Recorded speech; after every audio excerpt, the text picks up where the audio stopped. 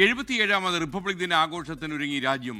രാജ്യതലസ്ഥാനവും കർത്തവ്യപഥും കർശന സുരക്ഷാ വലയത്തിലായി കഴിഞ്ഞു. ഭൈരവ് ബറ്റാലിയൻ അടക്കം ഇന്ത്യൻ സൈന്യത്തിന്റെ നവീന മുഖവും ശക്തിപ്രകടനവും റിപ്പബ്ലിക് ദിന പരേഡിൽ ഉണ്ടാകും.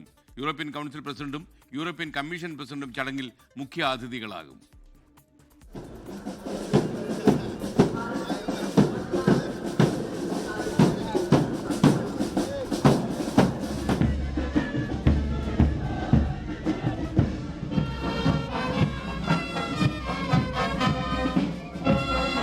ഓപ്പറേഷൻ സിന്ദൂറിന് ശേഷമുള്ള ആദ്യ റിപ്പബ്ലിക് ദിന പരേഡിൽ യുദ്ധക്കളത്തിൽ സേനാ വിഭാഗങ്ങൾ എങ്ങനെ വിന്യസിക്കുന്നു എന്നതിന്റെ കൃത്യമായ മാതൃക ആദ്യമായി ഇന്ത്യ പ്രദർശിപ്പിക്കും. പുതുതായി രൂപീകരിച്ച ഭൈരവ് ലൈറ്റ് കമാൻഡോ ബറ്റാലിയനും തദ്ദേശമായി വികസിപ്പിച്ച വിവിധ പ്രതിരോധ സംവിധാനങ്ങളും ഇതിന്റെ ഭാഗമാകും. കര, നാവിക, വ്യോമസേനാ വിഭാഗങ്ങൾക്കൊപ്പം വിവിധ പാരാമിലിറ്ററി വിഭാഗങ്ങളും പരേഡിന്റെ ഭാഗമാകും.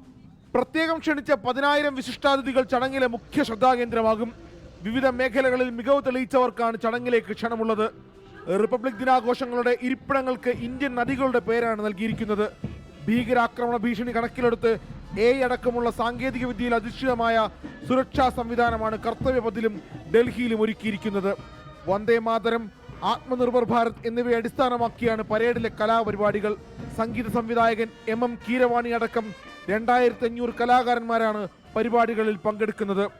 യൂറോപ്യൻ കൗൺസിൽ പ്രസിഡന്റ് അന്റോണിയോ കോസ്റ്റയും European commission president Ursula von der ലെയനും പരേഡിൽ മുഖ്യാതിഥികളായി പങ്കെടുക്കും.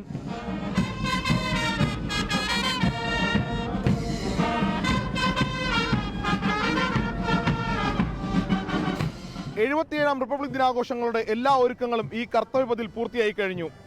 ഭൈരവ് ബറ്റാലിയൻ അടക്കമുള്ള ഇന്ത്യൻ സായുധ സേനയുടെ കരുത്തറിയിക്കുന്ന പരേഡ് ഉണ്ടാകും. 10,000-ഓളം വിശിഷ്ടാതിഥികളുണ്ടാകും. സൈന്യവും രാജ്യവും സജ്ജമാണ്. കർത്തവ്യപഥിൽ നിന്നും ക്യാമറമാൻ ജോഗേഷിനൊപ്പം ശ്രീജിത് ബാലകൃഷ്ണൻ, 24. ലോകത്തെവിടെയായാലും ഏത് സമയത്തും 24 വാർത്തകളും ഓഗ്മെന്റഡ് റിയാലിറ്റി പാക്കേജുകളും എക്സ്പ്ലെയിനറുകളും വിശദമായി കാണാൻ ഞങ്ങളുടെ യൂട്യൂബ് ചാനൽ നിങ്ങൾക്ക് സബ്സ്ക്രൈബ് ചെയ്യാം.